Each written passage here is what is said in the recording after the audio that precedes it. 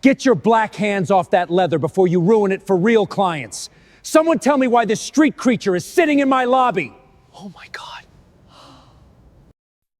Preston Thornberry, the third, didn't just snarl. His whole face contorted with malice as he stepped right into Amara Ellison's personal space.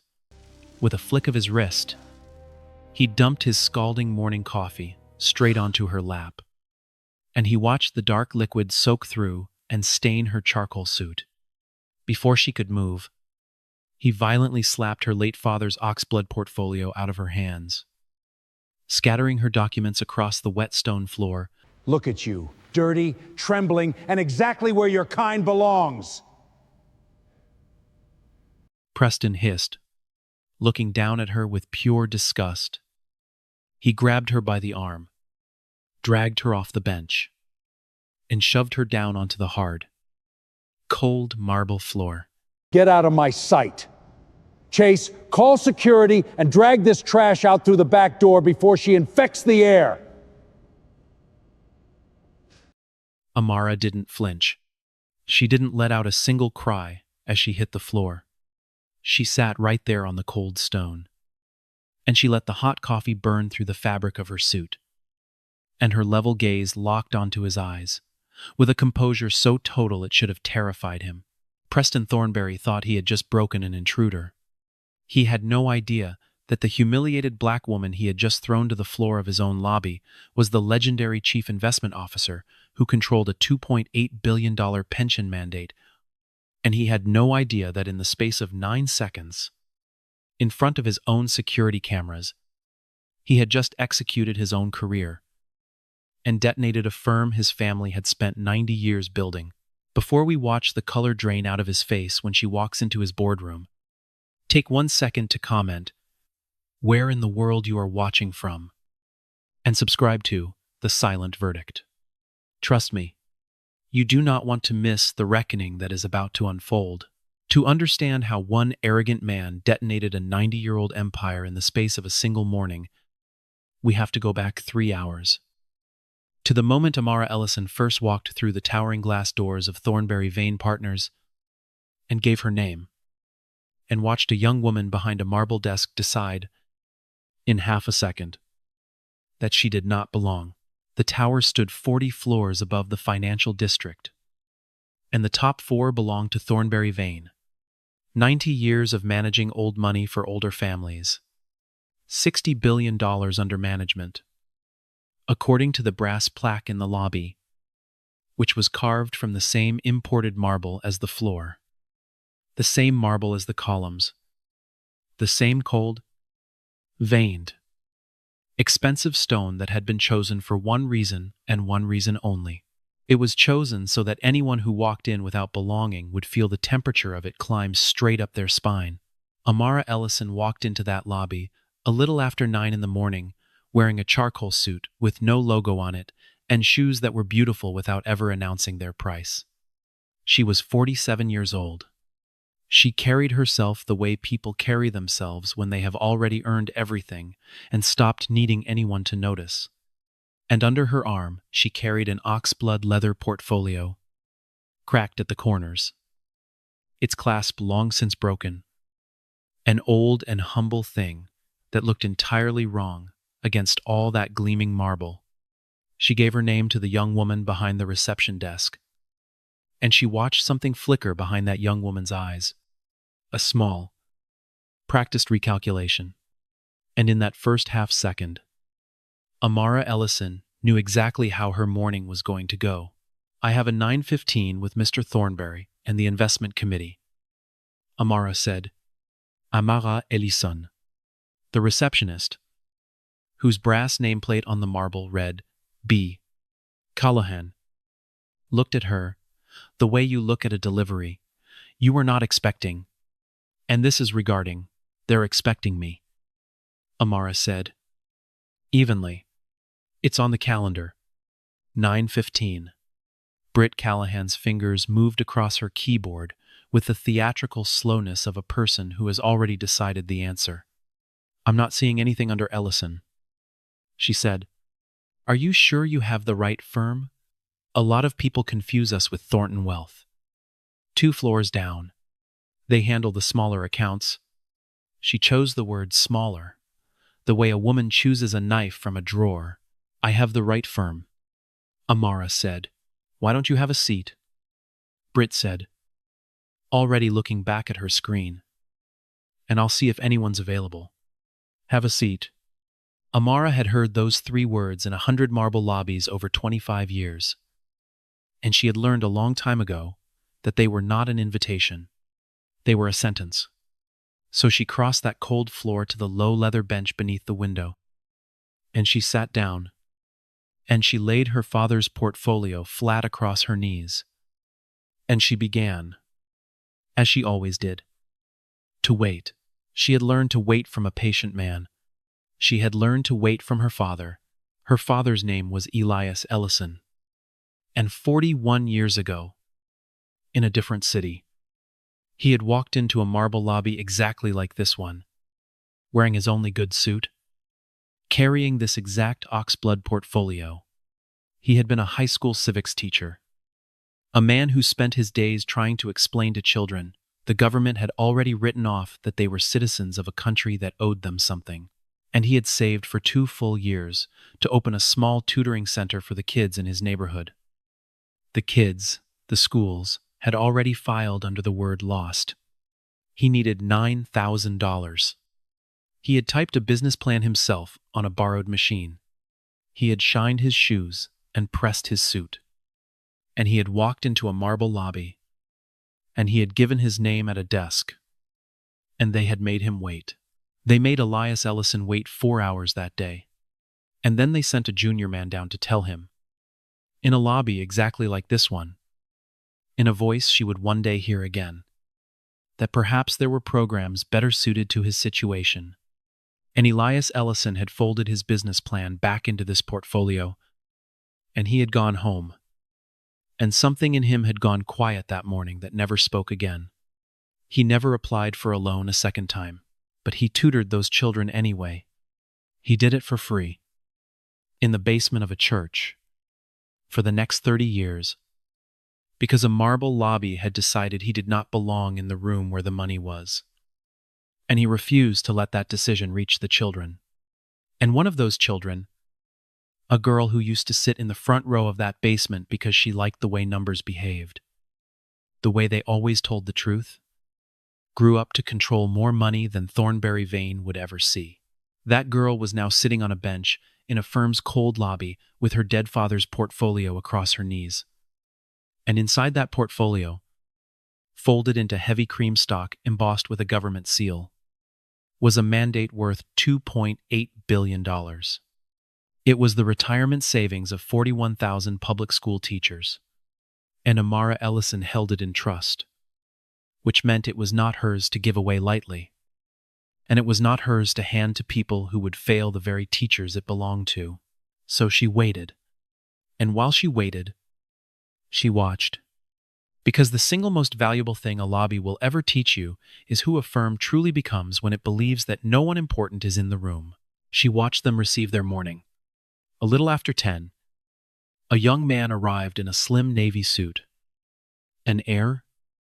You could tell it from the easy way. He wore a watch worth more than a teacher earns in a year, and Britt Callahan rose halfway out of her chair to greet him before he had even finished crossing the marble. There was coffee. There was warmth. There was, of course, they're expecting you. Go right up. At 10:30, a woman came in trailing shopping bags and an air of belonging, and she was met exactly the same way, offered the same warmth, sent up the same private elevator. And Amara noticed something that would matter very much later. No one asked either of them whether they were sure they had the right firm. No one suggested there might be a program better suited to their situation. The marble was not cold to them. The marble had been carved to make certain people feel at home, and certain other people feel like trespassers. And from her low bench, Amara Ellison watched it do exactly the job it had been built to do. Over and over. All morning long. With the mindless efficiency of a machine, and then, A little before 11. The glass doors opened, and an old man came in. He was black, 70 at the very least, wearing a suit that had been good once and had been kept with enormous care. The kind of suit a man of his generation put on to be respectable, to make certain no one could ever say a single word against him. He moved slowly, and he held his hat in his two hands. Actually held it. The old way. And he came up to the reception desk with the particular painful dignity of a man who has spent 70 years being made to feel that he must apologize for taking up space. And he said, in a voice so quiet, Amara had to lean forward to catch it. "Good morning. My name is Cornelius Rhodes. My wife passed in the spring. Louise Rhodes. She had a small account here. She kept a little something with your firm. From back when she cleaned these offices. Years ago. When they used to let the cleaning staff open the little accounts, and the bank downstairs told me I had to come up here to find out what to do with her account. Now that she's gone." Amara watched Britt Callahan look at Cornelius Rhodes. She watched the arithmetic happen behind the young woman's eyes. The same half-second recalculation. The same cold little sum. And she watched Britt Callahan decide, in that instant, that this old man in his careful suit, holding his hat in his hands, asking about his dead wife's small account, was not worth even a fraction of the warmth she had spent so freely on the air in the Navy suit. "This is the institutional floor, sir," Britt said, in the flat voice she had used on Amara at 9 o'clock. "We don't handle individual retail accounts up here. Certainly not accounts like that. You'll want to call the general line. Someone in customer service can process the paperwork for a deceased account holder." She said the phrase deceased account holder, the way you would name a filing category. "I really can't help you up here." Cornelius Rhodes stood there, holding his hat, and Amara watched something happen in his face that she had seen happen in her father's face at a kitchen table 40 years before. A small, private folding, a light going out, the quiet understanding of a man who has just been reminded, one more time, in one more marble room, exactly how the world has decided to see him and everyone he ever loved. "Louise worked in this building for 11 years, he said, softly, almost to himself. She was proud of that little account. She used to say she had money at Thornberry Vane. He turned his hat in his hands. "I'm sorry to have bothered you." And he turned to go. Amara Ellison stood up. She did not raise her voice. She crossed the marble to the old man, and she put out her hand, and she said, "Mr. Rhodes, my name is Amara Ellison. I'm so sorry about Louise. 11 years in this building. She must have been someone people counted on." She reached into her father's portfolio and took out one of her cards, plain heavy stock, and she wrote a name and a direct number on the back of it. "You don't call the general line. You call this man directly. His name is Darnell Freeman. And you tell him Amara Ellison sent you. And he is going to walk you through every single page of that paperwork himself. And he is going to treat Louise's account like it matters. Because it does matter. It was hers. 11 years cleaning these offices bought her the right to be treated like a human being in this lobby." She pressed the card into his hand and folded his fingers around it. "You didn't bother anybody. Mr. Rhodes, you walked into a room that forgot what it was for. That is not on you." Cornelius Rhodes looked down at the card, and then he looked up at Amara Ellison, and his eyes were wet, and he said, "God bless you, young lady. God bless you." And he put his hat back on, and he stood a little straighter than he had when he walked in. And he carried his wife's memory out of that lobby intact. Amara watched him go. Then she turned, slowly, and she looked at Britt Callahan across the marble. One long, level, unhurried look. A look that said, I saw all of it, and I am going to remember all of it. And Britt Callahan dropped her eyes to her keyboard, and she did not lift them again. Amara went back to the low bench and sat down and placed her father's portfolio across her knees. And inside her, something that had been merely patient all morning quietly hardened into something else. Because she had come into this building for a business meeting, but she understood now. Having just watched an old man be turned away from his dead wife's account, that she had not really come to close a deal at all. She had come because the machine that had folded something in her father at a kitchen table 40 years ago was still running. Right here. Right now. On this exact marble. On Cornelius Rhodes. This very morning. And she was, for the first time in the long history of that machine, sitting in the lobby, holding the one thing on earth that could make it stop. It was almost 11:15 when a young man came down to the lobby to deal with her. 28. Maybe.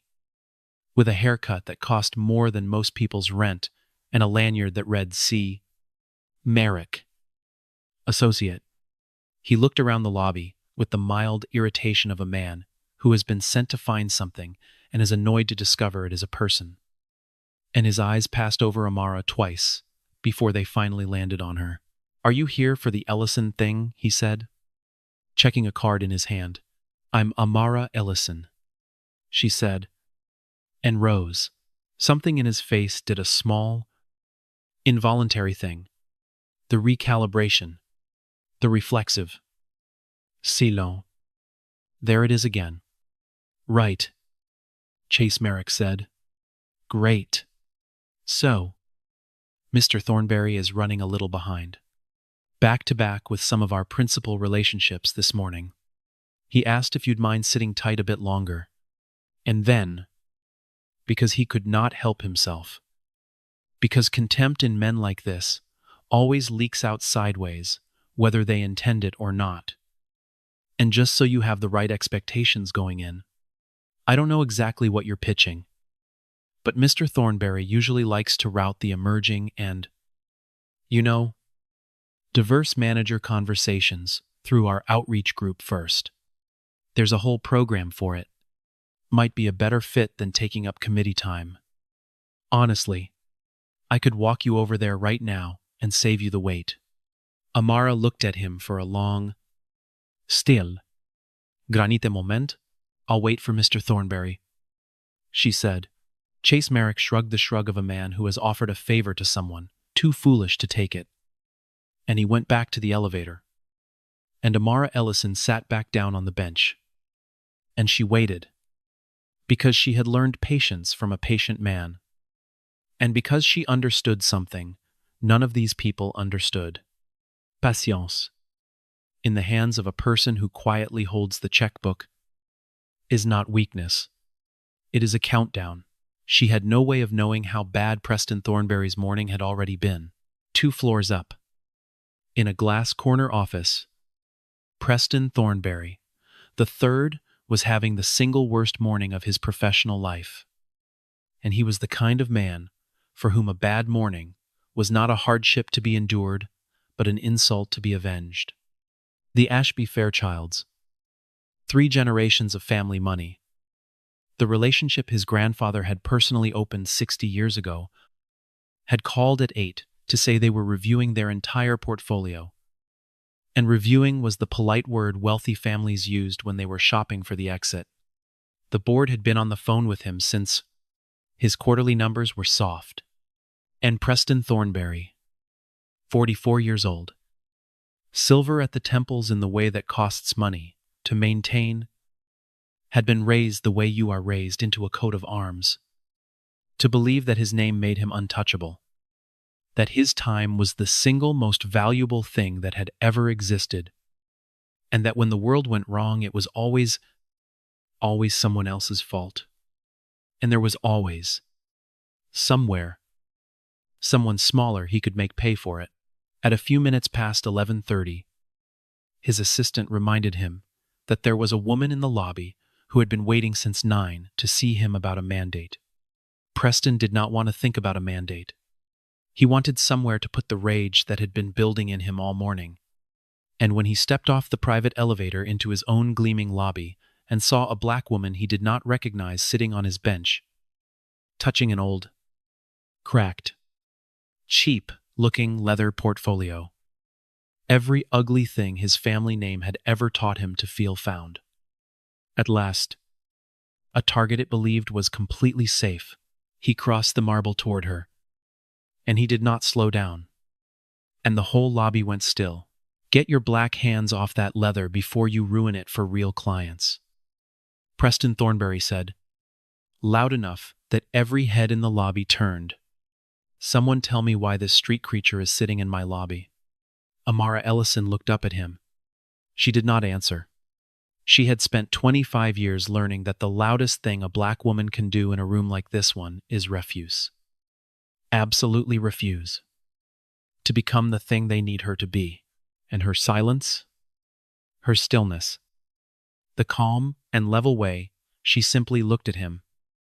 Enraged, Preston Thornberry more than any answer could have. Because men like Preston do not want silence. Silence does not flinch. Silence does not beg. Silence looks back. He wanted a reaction he could punish. And when she would not give him one, something inside him that had been straining all morning finally tore loose. He stepped into her space. And with a flick of his wrist, he dumped his entire cup of scalding morning coffee straight down onto her lap. She felt it soak through the charcoal fabric and bite into her skin, and she did not make a sound. Before she could even move, he reached down and violently slapped her father's oxblood portfolio out of her hands.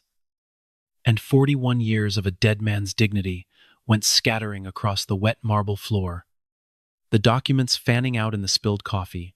Look at you, Preston hissed, looking down at her with an expression of pure, luxurious disgust. Dirty, trembling, and exactly where your kind belongs. And then he grabbed her by the arm, and he dragged her off that bench, and he shoved her down onto the hard, cold marble floor of his own lobby. Get out of my sight. Chase. Call security. And drag this trash out through the back door before she infects the air. The lobby had gone completely silent. Britt Callahan had risen halfway out of her chair with one hand over her mouth. Chase Merrick stood frozen by the elevator, the color leaving his face. Some late and useless instinct beginning to whisper to him that something had just gone very, very wrong. And high in the corners of that marble lobby, mounted discreetly where no one ever thinks to look, 4 security cameras recorded every single second of it, in high definition, with a timestamp. The way they had been recording that lobby without pause for 9 years.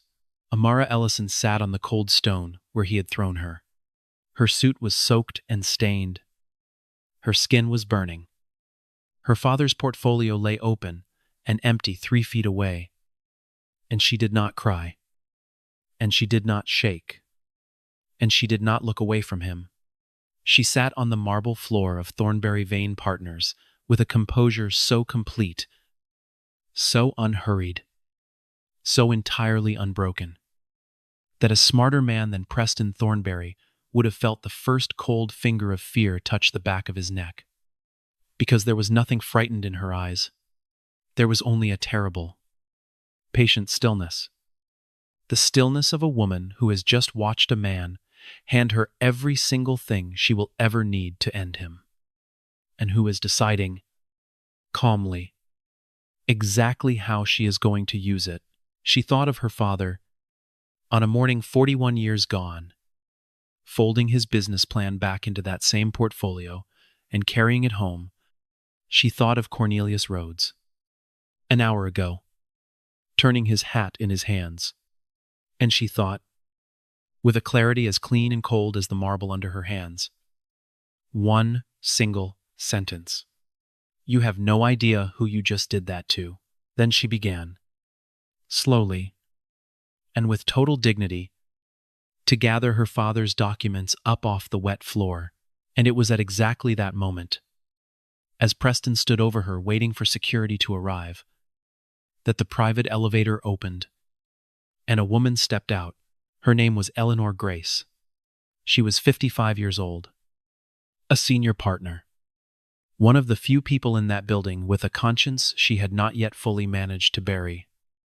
And she had come down to the lobby personally, for one reason: upstairs, on the 40th floor, in the boardroom, 11 partners and the full investment committee had been sitting around a slab of black walnut for over an hour, with champagne on ice and pastries laid out, waiting for the arrival of the single most important guest in the firm's recent history.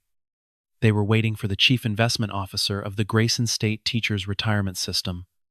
They were waiting for the woman who was going to sign a $2.8 billion mandate that Thornberry Vane had chased for 18 months. And she was late, and no one could reach her.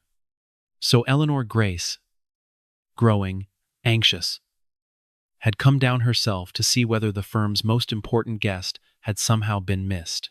Eleanor Grace stepped out of the elevator into the lobby, and she saw a black woman in a coffee-soaked suit on her hands and knees on the marble floor, gathering scattered papers, while Preston Thornberry stood over her, ordering security to drag her out the back. And Eleanor's eyes went to the papers the woman was collecting, and she saw, embossed in the corner of the heavy cream stock, catching the light even through the spilled coffee, the seal of the Grayson State Teachers Retirement System. Eleanor Grace went white. "Preston," she said, and her voice came out strangled. "Preston, what have you done? I'm handling a trespasser." "Eleanor, go back upstairs." "Preston." Eleanor Grace could barely get the words out. "That is not a trespasser." She was staring at the seal on the documents, and then at the woman's face, and the horror was climbing up through her like ice water. "Preston, the committee has been waiting an hour. For the CIO, for the woman who signs the mandate." She looked at him, and her voice dropped to almost nothing. "You just threw the chief investment officer of a $2.8 billion pension onto the floor of our lobby." For a moment, Preston Thornberry did not understand. The words did not fit into the shape of the world he had been born into. A world in which a black woman on a bench holding a cheap old portfolio could not possibly be anything but exactly what he had decided she was. His face did not fall all at once. That would have been a mercy. And there was going to be no mercy in this. It drained in stages. First, the certainty, then the color, and last of all, slowest of all, the small superior curl at the corner of his mouth that had been there since the day he was born into a name. Amara Ellison finished gathering her father's documents. She squared them, gently, and slid them back into the cracked oxblood portfolio. And she closed the broken clasp as best it would close. And then, without accepting the hand that a stunned Eleanor Grace was now extending toward her, Amara Ellison rose to her feet on her own, off the cold marble, in her ruined suit, to her full height. She did not brush herself off. She did not wipe the coffee from her jacket. She let the stain stay exactly where it was, dark and spreading across the charcoal, because she understood, with a prosecutor's instinct, that the stain was no longer an insult. The stain was evidence. She looked at Preston Thornberry, who was now staring at her with the dawning, sickening comprehension of a man watching the floor open beneath his own feet. And Amara Ellison spoke to him for the first time, in a voice that was perfectly calm and perfectly level, and carried across that silent marble lobby like the first stroke of a bell. "My committee is expecting me," she said. "Take me upstairs." The private elevator to the 40th floor was mirrored on all four sides, so that Preston Thornberry had to ride up standing beside 9 reflections of the woman he had just thrown to the floor, and he could not look at a single one of them. Eleanor Grace rode up with them, pale and silent, one hand pressed to her chest, and Amara Ellison stood between them in her ruined suit, holding her father's portfolio against her side, watching the floor numbers climb, and said nothing at all. Preston tried, on the way up, to begin repairing it. Men like him always try to repair it. In the elevator, in the last 30 seconds between the crime and the reckoning, because they have always been allowed to believe that charm is a currency that spends everywhere. Miss Ellison, he began, and his voice had lost its monument. There has been a catastrophic misunderstanding, and I am a big enough man to own my part in it. It has been a brutal morning. I made an assumption. If you'll just give me the room, I promise you the firm you are about to meet is not the man in that lobby. Amara Ellison watched the numbers climb. She did not answer him. She had learned long ago that silence, offered to a man who is used to filling every silence with himself, is its own kind of interrogation. The doors opened on the 40th floor, and that was the last mercy the building would offer. Preston Thornberry all day. The boardroom sat behind glass at the end of a long corridor, hung with oil portraits of dead Thornberrys and dead Vanes. Grim, pale men in high collars, who had built a fortune managing the fortunes of men exactly like themselves. In a century, when a woman like Amara Ellison would not have been permitted through the service entrance, she walked past every one of them in her coffee-stained suit, and she looked each dead man in his painted eyes, and she did not lower hers. Inside the glass, 11 partners and the full investment committee sat around a slab of black walnut cut from a single tree. Champagne stood sweating in a silver bucket. A platter of untouched pastries gleamed under the lights. The whole room had been arranged, down to the last detail, for a coronation. And when the door opened and they saw the great Amara Ellison of Grayson State walk in, at last, wearing a suit soaked and stained brown with coffee, her expression unreadable, an old cracked portfolio under her arm, a confused, uneasy murmur went around the table, because not one of them yet understood what they were looking at. Preston went in first, and Amara watched him try, in 4 steps, to rebuild himself into the managing partner. These people needed him to be. Everyone, he said, far too brightly. This is Amara Ellison. From Grayson State. There has been a small incident downstairs. Entirely my fault. But Miss Ellison has graciously agreed to. Miss Ellison, please, sit. We are honored. Let me get you something dry to wear. Someone get her I'll keep the suit, Amara said. She did not sit down. She walked to the foot of that long black walnut table, and she set her father's cracked oxblood portfolio down on the gleaming wood. Softly, deliberately, and every eye in that room went to the worn old leather of it, so wrong against all that polish. And she let them look at it. And then, quietly, without a trace of heat, in the flat and unhurried voice of a woman reading from a ledger, she began to take the room apart.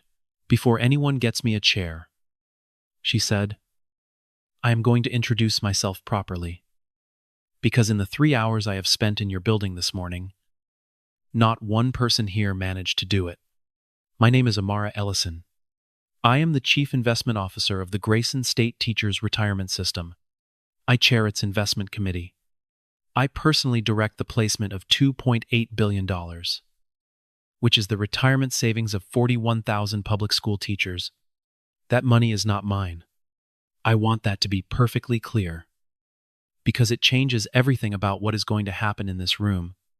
That money belongs to teachers, and I hold it in trust, which means I am not permitted, legally, morally, or in any other way, to place it into the hands of people who have shown me, plainly, with their own hands, Exactly what they think of the people it belongs to. The room had gone absolutely silent. Somewhere in the building, an elevator chimed. Preston Thornberry stood frozen at the head of the table. "So let me tell you about my morning," Amara said. "And then you can tell me why I should hand you $2.8 billion. He told me to get my black hands off the leather," Amara said. Into the silence. "He called me a street creature. He poured a full cup of scalding coffee onto my body. He struck my late father's portfolio out of my hands and scattered his papers across a wet floor.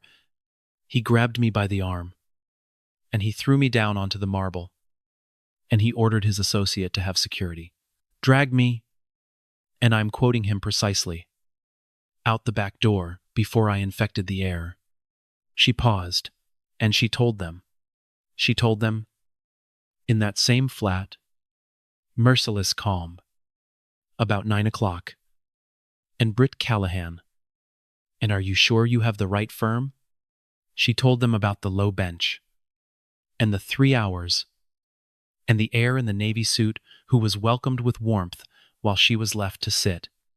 She told them about Chase Merrick and the diverse manager conversations, and save yourself the wait. She told them about an old man named Cornelius Rhodes, who came in asking about his dead wife's small account. A woman who had cleaned these very offices for 11 years, and how he was turned away like a filing category. And then she told them, without raising her voice by so much as a single degree, exactly what the managing partner of Thornberry Vane Partners had done to her in the lobby of his own firm 40 minutes ago.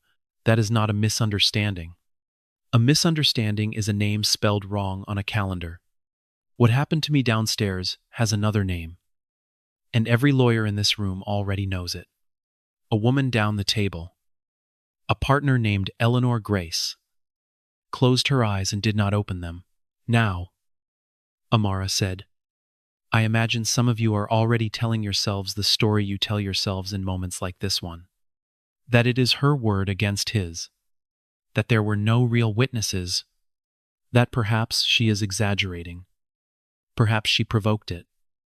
Perhaps, in the end, with the right lawyers, this simply becomes an unfortunate dispute between two people that can be quietly settled and never spoken of again."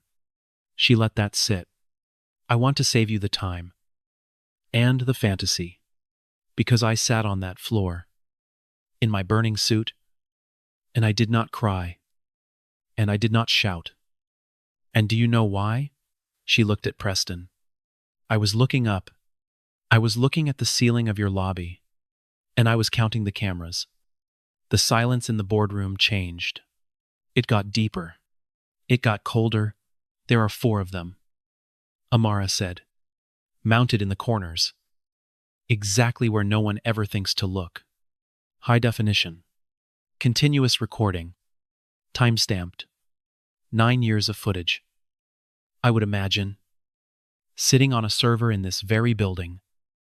Maintained by your own security department, for your own protection. Everything Mr. Thornberry said to me is on that footage. Every drop of that coffee. The portfolio. The arm. The floor. All of it. In perfect detail. Recorded by your own cameras. In your own lobby. At your own expense." She turned her head slowly toward Eleanor Grace. "Miss Grace, you came down and saw the aftermath with your own eyes. When the authorities and my counsel request that footage, and they will, is there a single frame of it that is going to contradict one word I have just said?" Eleanor Grace opened her eyes. Her voice, when it came, was rough as a hinge that has not turned in years. "No," she said, to the table, not to Amara. "There isn't. I saw it. She's describing exactly what I walked into." She looked at Preston, and something broke in her face. "It's all true, Preston, and it's all on the cameras. My God, it's all on the cameras." Preston Thornberry made a sound that was not a word, and here, Amara said, is where it stops being about me. Because if this were only about me, I would simply walk out of this building, place $2.8 billion somewhere else, hand your security footage to my attorney, and let the courts do the rest. And you would deserve every second of it. But I did not build my career on revenge. And I was raised by a man who was too large for it. So before I do anything, I'm going to show you what your firm actually is. Not the one bad man in the lobby, the machine behind him. She turned her head, slowly, and she looked at a young man standing against the back wall of the boardroom. A young black man, 29 years old, in a suit that fit him, but a posture that had been taught over years to make itself small, holding a tablet against his chest, positioned exactly where the furniture was positioned. At the very edge of the room, useful and invisible. What is your name? Amara asked him. Gently, the young man's throat moved. Every partner in the room turned to look at him at once. And he looked like a man who had spent 4 years praying to never be looked at by this many partners at the same time. Darnell, he said. Darnell Freeman. I run analytics for the outreach group. The emerging manager program? Amara thought, and she saw several faces around the table register the connection. Mr. Freeman, she said.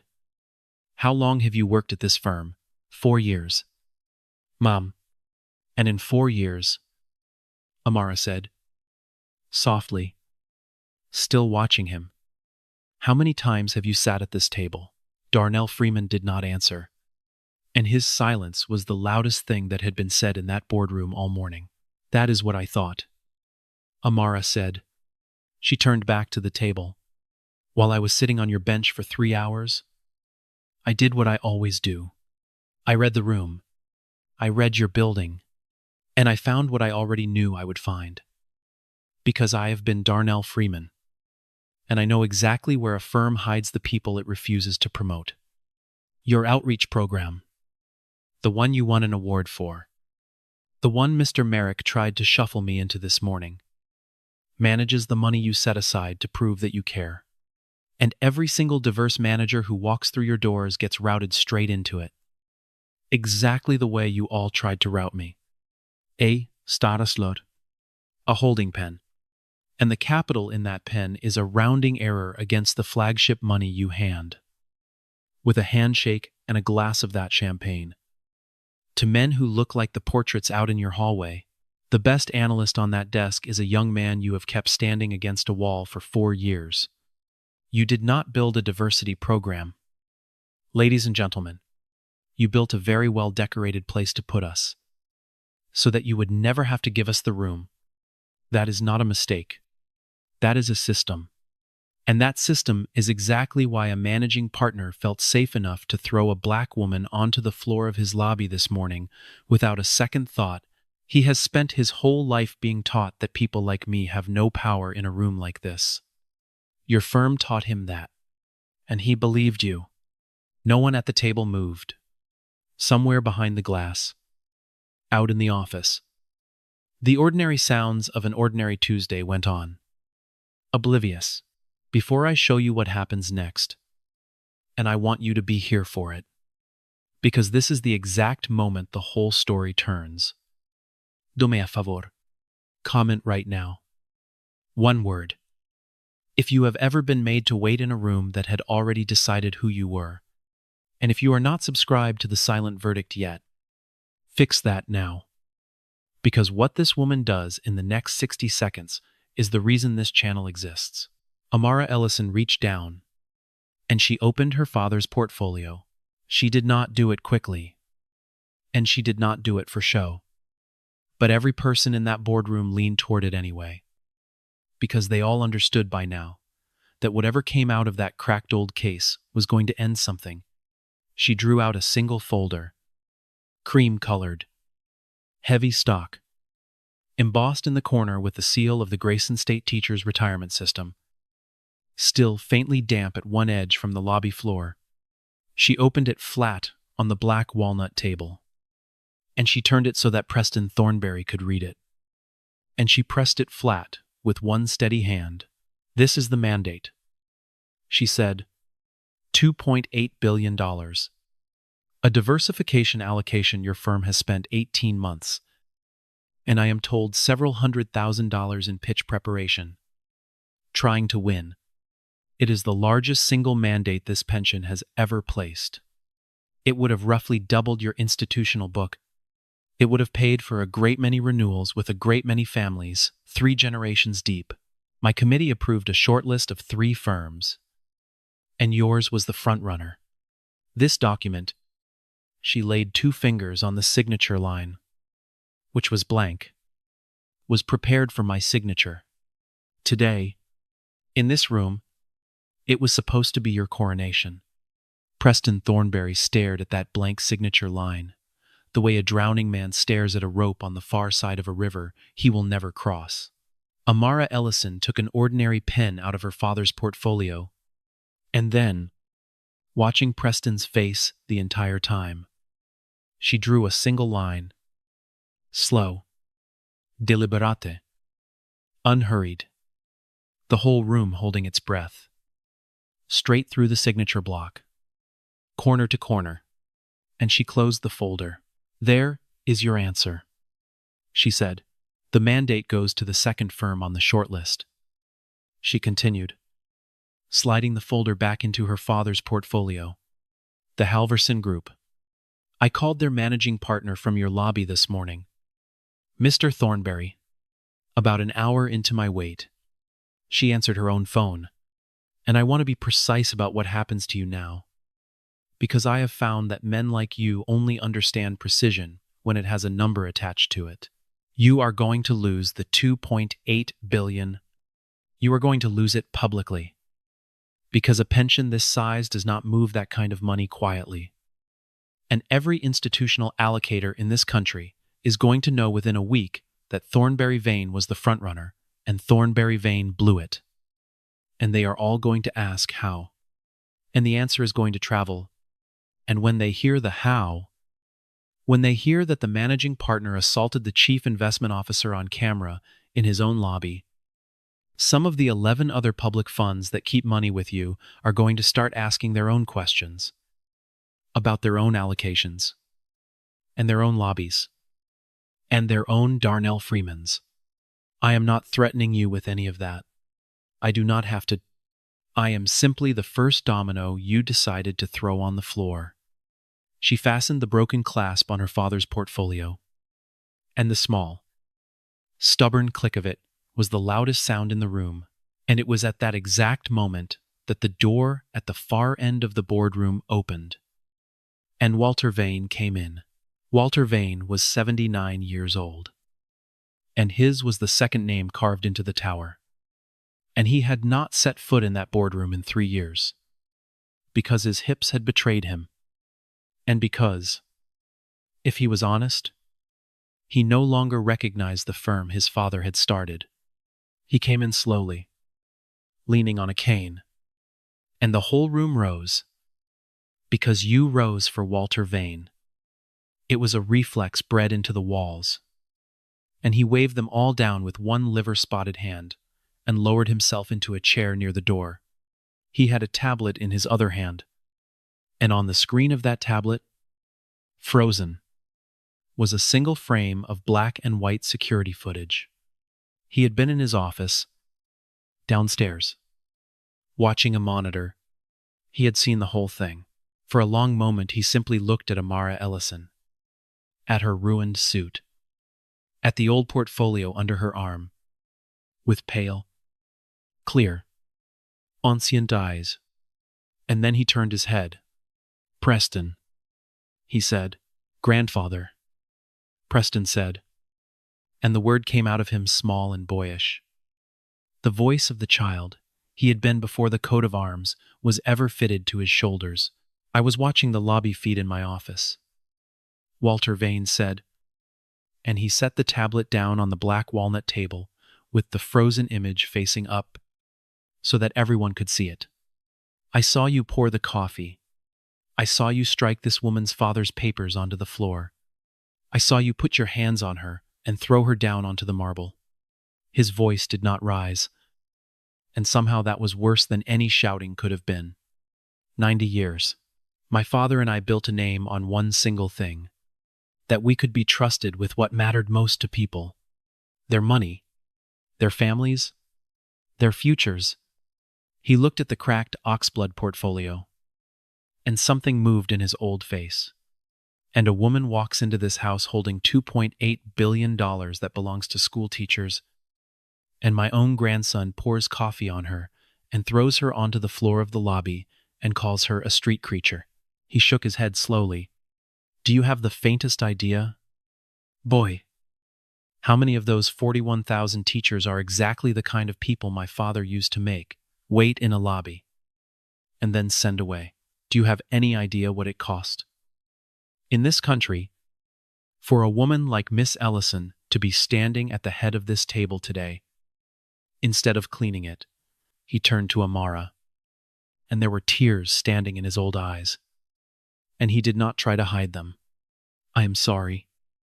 Miss Ellison, not the sorry that comes after you are caught. I have been ashamed of this firm for longer than my grandson has been running it. I am only old enough now to finally say it out loud. Amara held his gaze. I believe you, Mr. Vane. I do. But you understand that it does not change what I have to do. I would think less of you if it did. Walter Vane said. He turned back to his grandson, and his voice, when it came, had gone as cold and final as the marble 40 floors below. Preston, you are removed as managing partner of this firm. As of this moment, for cause, and when the authorities come for that footage, and they will, and when Miss Ellison's attorneys file, and they will, this firm is not going to spend $1 or 1 hour defending you. You did this, on camera, in our house, to the one person on this earth who could see all of it and end all of it, and you are going to answer for it. In a courtroom, as any man would, because the name Thornberry is not a shield against a crime, no matter how long we have all pretended that it was. Grandfather, please. Preston started. Sit down. Preston, Walter Vane said, in a voice that had once made an entire trading floor go silent. And Preston Thornberry, the third, sat down at the head of a table that no longer belonged to him. Then the old man turned, with effort, toward the back wall of the room, toward the young man who was still standing there against it, holding his tablet against his chest like a shield. Mr. Freeman, Walter Vane said, is it true, what she said? 4 years. And you have never once been given a seat at this table. Darnell Freeman's voice was barely audible. Yes. Sir. Then come here and sit down. Walter Vane said, right now. You are a partner track hire as of this moment, and the first person in this firm who treats you as anything less answers to me personally. And I may be old, but I am not dead yet. He looked around at the frozen, stunned faces of the partners. God help us. It took a woman we threw on the floor to make me look at my own building. Sit down. So, you have been standing long enough. And slowly, carefully, as though he did not quite believe the floor would hold him, Darnell Freeman walked to the black walnut table, and for the first time in 4 years, he sat down at it. Amara Ellison watched him sit, and then she picked up her father's portfolio and held it against her side.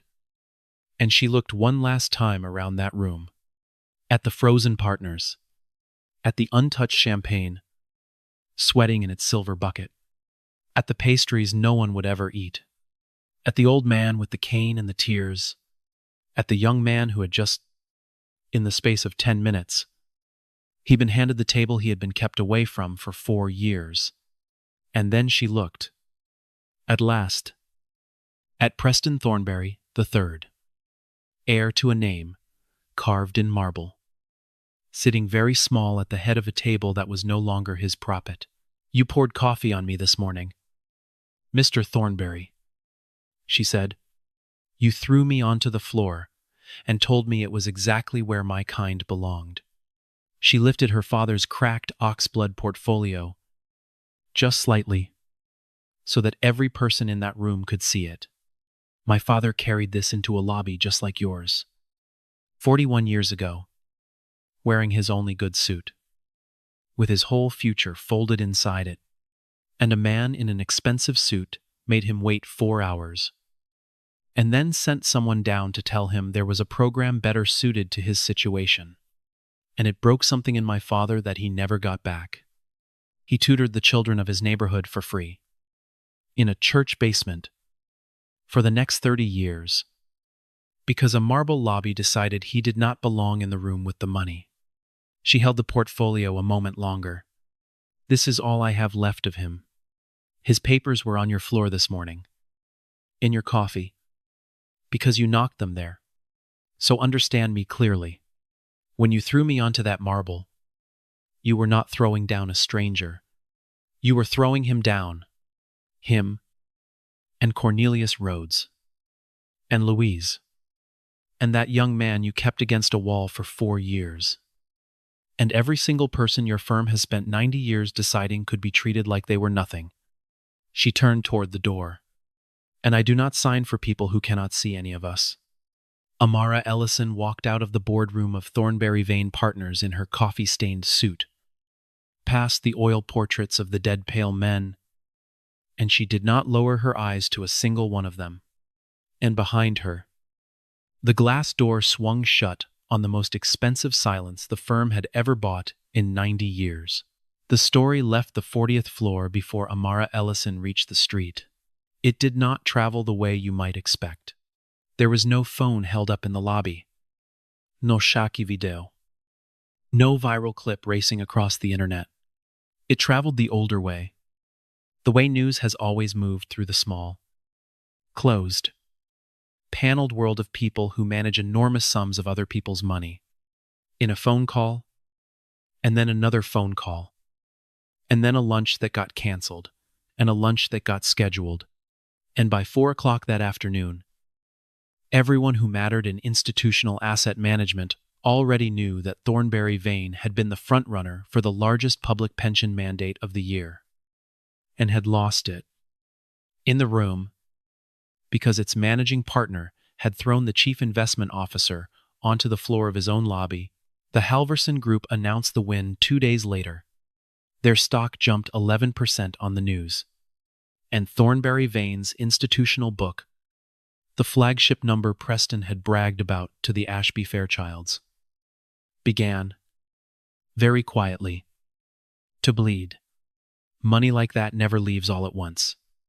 It leaves the way trust leaves a marriage, in 1,000 small withdrawals that no one announces.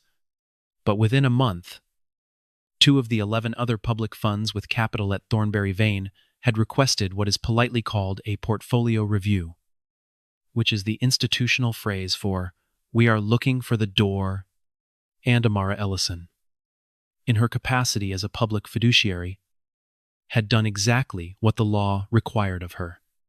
She had sent every one of her fellow public fiduciaries a plain, factual, devastating letter, disclosing precisely why the Grayson State Teachers Retirement System had withdrawn from final consideration at Thornberry Vane Partners.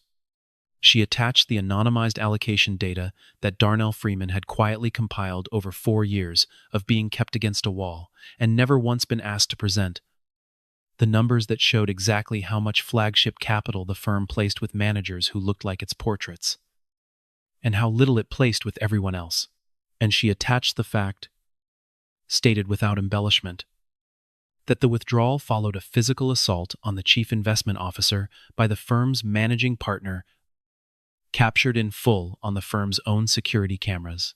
Numbers do not care about a firm's feelings. Cameras do not care about a family name. And when 11 public pension boards, each with its own lawyers and its own auditors and its own duty, read that letter, the ground beneath the entire marble corner of the industry the corner that had spent 90 years assuming no one who mattered would ever check, began, for the first time in living memory, to move. Preston Thornberry III did not survive it. And this time, his name could not save him.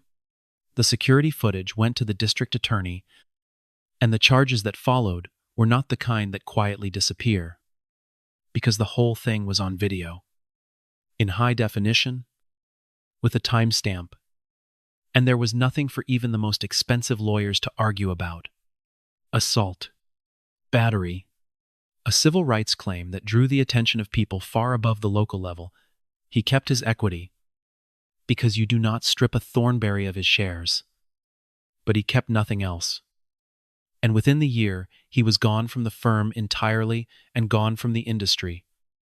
And the last anyone heard, he had moved abroad, to a country where the family name still opened a few doors, because he could not bear to stay in the one where it had finally, permanently, closed.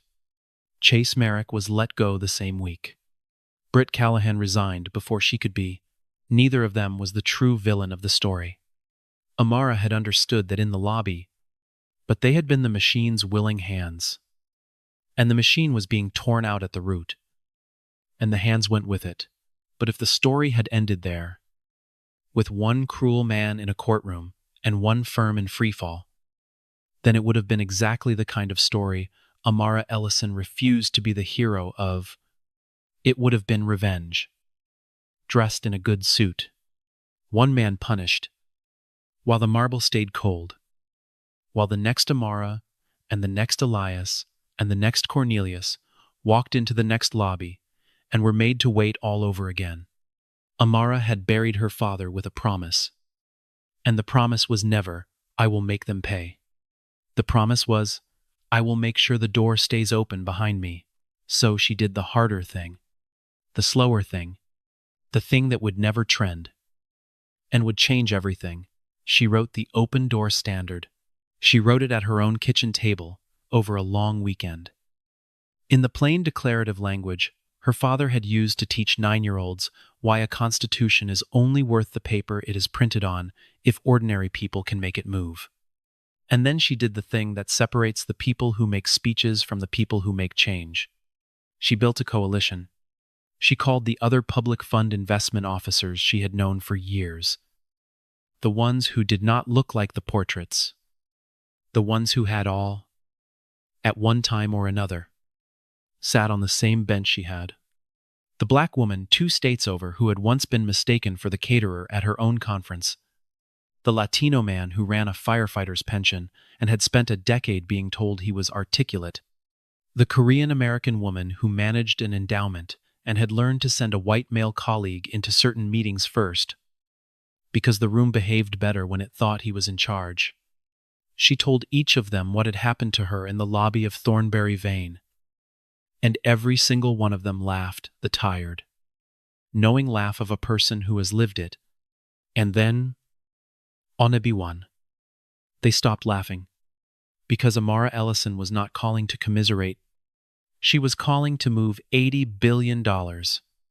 And $80 billion, pooled and pointed in a single direction, is not a complaint. It is a law of physics. The open door standard was 3 pages long, and it was very simple, and it was aimed with surgical precision at the exact machine that had kept her father in a lobby and Darnell Freeman against a wall. It said that any firm that wished to manage the retirement savings of the teachers, firefighters, nurses, and public servants the coalition represented would, as a condition of that trust, be required to do 3 things. First, to publish, every year, independently audited, exactly how it allocated its flagship capital across the demographics of the managers it hired, so that there would be no more hiding the real money behind a decorated program. Second, to submit to an independent review of how it promoted and advanced its own people, because a firm that could not advance the Darnell Freemans it already employed had no business being trusted to be fair with anyone. And third, to abolish the two-tier holding pens entirely, the starter slots and the runways, and to evaluate every manager of every color against the same standard. For the same capital, in the same room, one table, one standard, one door, the firms screamed. Of course, they always scream. They called it politics. They called it discrimination. And Amara Ellison gave exactly one interview about it to a financial reporter who asked her, with a faint smirk, whether it was really appropriate to attach social conditions to how a pension invested its money. There is no social condition in the open door standard, Amara said, as calmly as she had said everything else. There is a single fiduciary requirement, and it is the oldest one there is.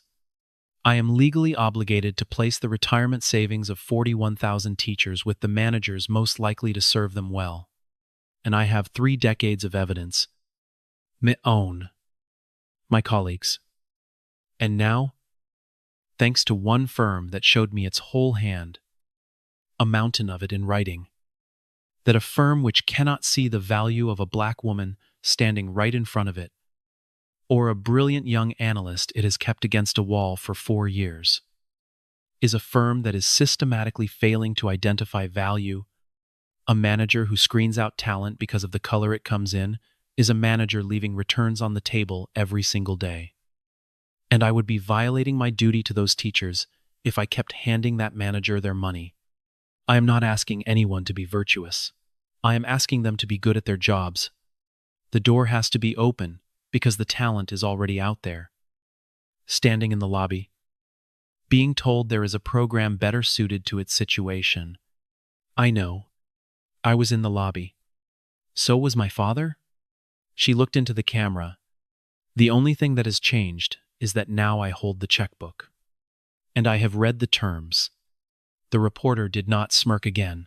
Within 18 months, the coalition had grown from 4 funds to 19. And the $80 billion had become closer to $300 billion. And the holding pens that had quietly walled off talent across the entire industry for a generation began, one firm at a time, to be dismantled. Not because the firms grew consciences overnight, but because $300 billion had finally made it cheaper to change than to keep the door shut, which is, as Amara well knew, how nearly all real change in America has ever actually happened. Not when the powerful are persuaded, but when it finally costs them more to stay the same. Her father had taught her that too. In the church basement. From a history book the school district had thrown away, and the capital moved. The flagship capital. The real money. The money that had only ever flowed to men who looked like the portraits, began to flow, in real and measurable amounts, to the managers who had spent their whole careers in the holding pens, firms run by women, firms run by black and brown and immigrant founders who had built quiet, excellent, overlooked track records while being told to wait their turn. And when the door finally opened, the talent that had been standing in the lobby the entire time simply walked through it and started, immediately, to outperform. Darnell Freeman walked through that open door first. He did not stay at Thornberry Vane.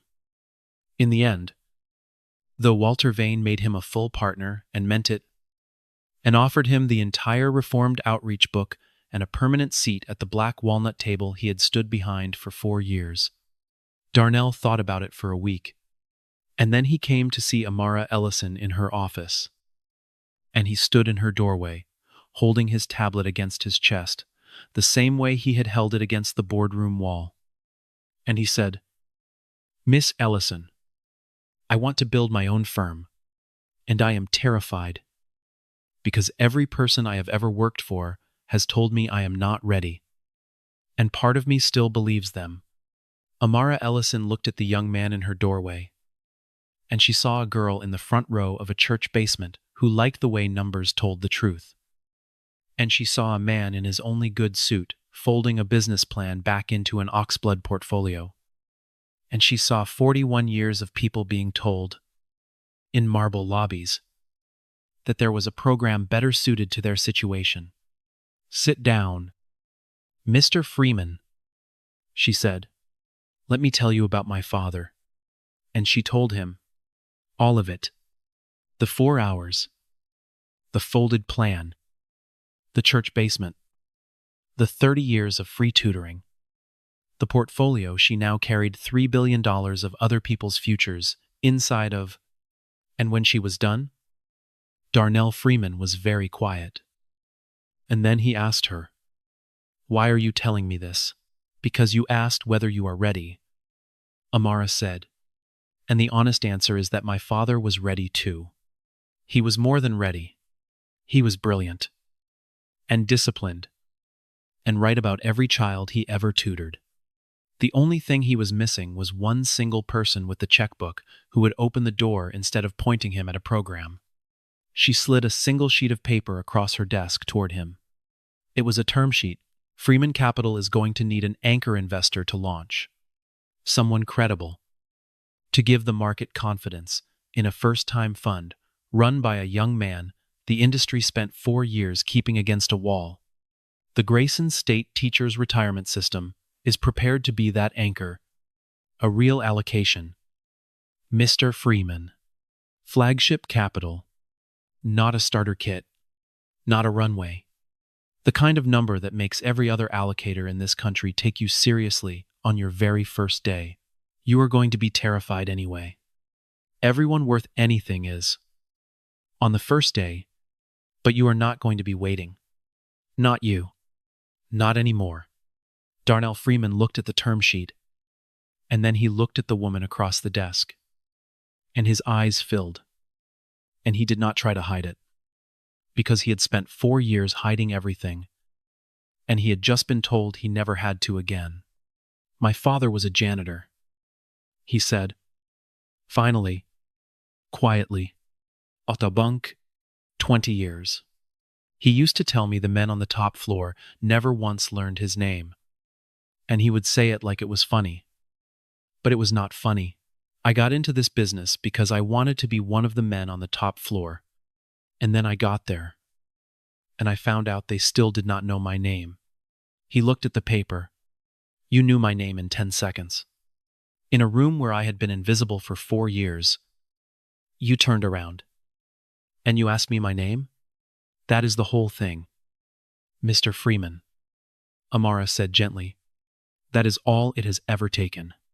Somebody in the room turning around and asking the name. It is not complicated. It is just rare. So go build the kind of firm where it is not rare. That is the assignment." Freeman Capital launched the following spring, and the Grayson mandate anchored it. And on the strength of that anchor, other allocators came. The way they always come, once someone credible has opened the door, and within 3 years, Darnell Freeman's firm was one of the best-performing new managers of its vintage, and he ran it out of a floor with glass walls instead of oil portraits. And he hired the young analysts the marble firms had kept in their holding pens. He sought them out on purpose, and every one of them sat at the table from their very first day. He kept his father's employee badge in a frame on his desk, next to a photograph of a man in a janitor's uniform who had cleaned a bank for 20 years without the men upstairs ever learning his name. And whenever Darnell hired someone new, the first thing he did, before anything else, was walk across the floor and put out his hand and ask them their name. And then he made absolutely certain that he remembered it. Cornelius Rhodes called the number on the back of Amara's card the very next morning, and Darnell Freeman took the call himself, the way he had been asked to, and the way he would have anyway. He drove out to the Rhodes house that same week, and he sat at a kitchen table not so different from the one where a light had once gone out in Elias Ellison. And he walked the old man through every page of the paperwork for Louise's account with the patience of a man who knew exactly what it costs to be treated like you do not matter. And it turned out that Louise Rhodes had done something quietly astonishing over her 11 years of cleaning those offices. She had put a little away. every single month. Into the account the firm had once let the cleaning staff open, a few dollars at a time, for over a decade, and then left it untouched for 20 years more. And compound interest, which does not care what color a woman's hands are, or whether the men on the top floor ever learned her name, had turned a cleaning woman's few dollars a month into a sum that made Cornelius Rhodes sit back in his chair and cover his mouth. It was not a fortune, but it was enough to bury his grief in dignity, and enough to fix the roof Louise had asked him to fix for years. And enough, he decided, to put a little aside for their granddaughter's schooling. She always said she had money at Thornbury Vane, Cornelius told Darnell, wiping his eyes. I thought it was just her pride talking. Turns out my Louise knew exactly what she was doing. Darnell Freeman made sure that account transferred without a single fee, and then he wrote down the granddaughter's name, and her age, and the school she dreamed of, in the notebook, where he kept the names of the people the world had decided not to see. And then Amara Ellison did one last thing. The thing she had been building toward her whole life without ever quite knowing it. And it was the only part of the entire affair that ever made her weep. She endowed the Elias Ellison Fellowship. She funded it herself, out of her own money, not the teacher's money, her own. Because some debts a woman has to pay with her own two hands. It took brilliant young people out of the neighborhoods the industry had never once bothered to look in. The church basement kids, the janitor's kids, the ones the schools had already filed under the word lost. And it gave them what her father had needed and never once been given. Not charity, not a program better suited to their situation. The real thing. Mentorship from the best in the business. A paid seat at real firms. Darnell took 3 fellows in the very first year. And at the center of the fellowship, written into its charter in the plainest language Amara owned, was a single, unbreakable rule. No fellow of this program will ever be made to wait in a lobby. She meant it literally. And she meant it as everything it stood for. The first class was 12 young people. And on the morning they were introduced to the industry, Amara Ellison did not hold the ceremony in a hotel ballroom or a university hall. She held it in the marble lobby of Thornbury Vane Partners. She had thought about it for a long time before she asked. And it was Eleanor Grace who made it possible. Eleanor was the managing partner, now. And she had inherited a firm on the very edge of the grave and was slowly, painfully, honestly, pulling it back, trying to make it into something Walter Vane's father might actually have been proud of. Eleanor had called Amara herself. I know we have no right to ask you for anything, she had said, but I want the fellowship to launch in this lobby. I want these kids to walk in through the same doors your father walked through. And I want them to be met the way he should have been met. I want to change what this room means. If you will let us. And Amara Ellison, who had learned from her father that the point was never to burn the marble down, but to open the door in it, had said yes. So on a bright morning in spring, 12 young people who came from exactly the neighborhoods the industry had spent a century avoiding walked through the towering glass doors of Thornbury Vane Partners and into that cold, veined, expensive marble lobby. And there was no low bench waiting for them. And no, are you sure you have the right firm? And no receptionist doing cold arithmetic behind her eyes. There was Eleanor Grace. There was Walter Vane on his cane, who had insisted on being there. There was Darnell Freeman, who had come back to the building he had once stood invisible in Artunaus, and who now walked its lobby like a man who had never once been made small. And there was every partner of the reformed firm, standing in a line in their own lobby, waiting, for once, to shake the hand of every single one of those 12 young people, and to ask them, before anything else. Their names. Amara Ellison stood at the back, and she watched, and she had brought the portfolio. Of course she had brought the portfolio. She held her father's cracked oxblood case against her side, in the marble lobby that had, in its own way, in 100 other cities, in 100 other lobbies exactly like it, broken his heart.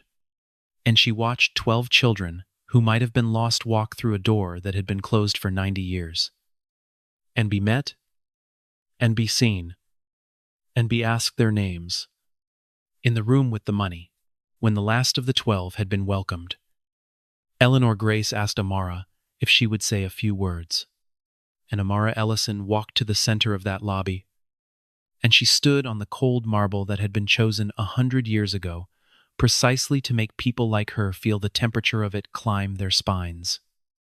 And she set her father's portfolio down on a small table, open, so they could all see it. The worn leather, the broken clasp, the ghost of a business plan once typed on a borrowed machine.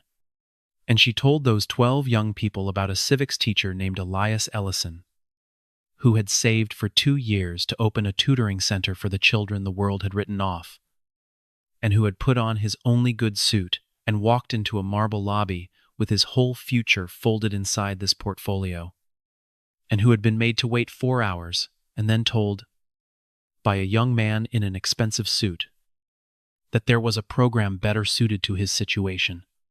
And she told them how he had gone home, and how something in him had gone quiet that morning that never spoke again, and how he had tutored the neighborhood's children for free in a church basement for the next 30 years anyway, because a marble lobby had decided he did not belong in the room with the money, and he had refused to let that decision reach the children. He never knew, Amara said. And for the first time in this entire story, her voice was not perfectly level. That one of those children would grow up to carry $3 billion in the same portfolio he once carried a folded business plan into a lobby just like this one. He died before I could show him. He died, thinking the door was closed. She put her hand flat on the old leather. It is not. Not anymore. Not for you. They are going to tell you, out there, that you are not ready. They told my father he was not ready. They told the best analyst in this building he was not ready. For 4 years, while he stood against that wall, they will point you toward a program better suited to your situation. And I need you to understand something today. In this lobby, before you take one more step into this world, you are always ready. Every single one of you.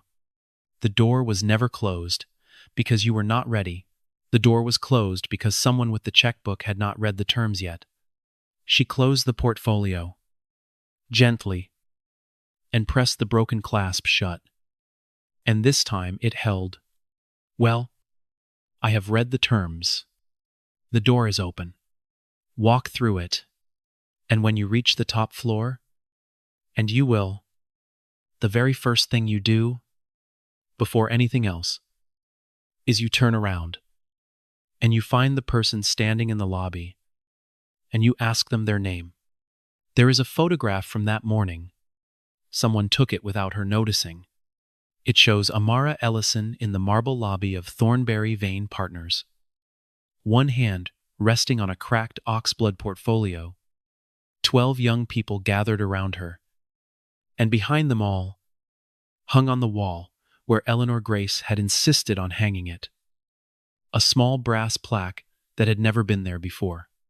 It reads, The Elias Ellison Fellowship. Because talent was always standing in the lobby, Amara keeps that photograph on her desk now, beside a picture of her father in his only good suit, taken 41 years ago. On a morning, he walked into a marble lobby full of hope. In the old picture, he is holding the portfolio, and he is smiling, because he did not yet know what the day was going to do to him. In the new one, she is holding the same portfolio, in the same kind of lobby, and she is not smiling, Exactly. But the door behind her is open, and 12 children are walking through it. And somewhere, she has to believe, a civics teacher who tutored the lost for free in a church basement for 30 years, finally. At last, I got to see it. So here is the truth. This whole story was really about, underneath the coffee and the marble, and the $2.8 billion. It was never about the money. Thornberry Vane had $60 billion, and it could not see a black woman standing right in front of it. And all that money never made it rich. It made it poor. In the only way that finally matters. Poor in the ability to recognize a human being. And Amara Ellison, who was raised in a house with almost nothing by a man, they turned away from a lobby, walked into the richest room in that tower, carrying more wealth in a cracked old portfolio than any of them would ever hold. Because she could see people. She could see the ones the room had already decided not to. She sat on the floor of a marble lobby in a burning suit and did not break. And then she turned around. In a room where 25 years had taught her exactly where the powerful hide the people they will not promote. And she asked a young man his name. That is the wealth. That is the whole inheritance. Not the marble. The turning around. And that leaves the question this story has been asking you the entire time. How many Amara Ellisons has this country thrown onto the floor of a lobby and told to wait, and pointed toward a program better suited to their situation, before one of them, just one, finally walked in holding the checkbook? How much did all of us lose? All those years? Every single time the door stayed shut. And the harder question, the one that should keep some of us awake tonight, whose name are we not turning around to ask? In our own rooms. Right now. Today. Because we have already decided. The way a receptionist decides in half a second. The way a lobby is designed to make us decide that they must be there for something smaller. If this story moved you, do 3 things for me before you go. And every one of them matters. Hit that like button. Because it is honestly the only way stories about dignity like this one ever reach the people who need them most. Subscribe to The Silent Verdict. And turn on the bell. Because tomorrow's story is one you truly do not want to miss. And down in the comments, tell me the truth. Have you ever been made to wait? In a lobby. In a room. In a life that had already decided who you were before you opened your mouth. Have you ever been the one on the cold marble, refusing to disappear? And be honest, because this is exactly where change actually begins. Have you ever been the person in the room who did not turn around to ask the name? I read every single comment on this channel? And your story might be the one that reminds someone standing in a lobby right now that the door is not closed. It was never closed. Because they were not ready. Somebody just has not read the terms yet. Now, go turn around and ask somebody their name.